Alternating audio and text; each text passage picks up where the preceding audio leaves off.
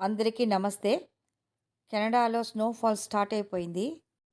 Backyard అంతా స్నోఫాల్‌తో తెల్లటి తివాచీ పరిచినట్టుగా అయిపోయింది. ఎంత అందంగా ఉందో చూడటానికి. చూడటానికైతే అందంగా ఉంటుంది.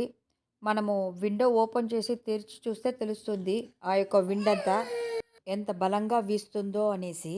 ఈ స్నో పడటం వల్లనే ఇక్కడ ఏ చెట్లు పెరగవన్నమాట. సమ్మర్‌లోనే రకరకాల చెట్లు వేసుకుంటారిక్కడ.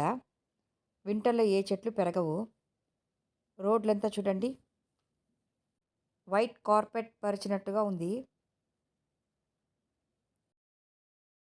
Thank you for watching.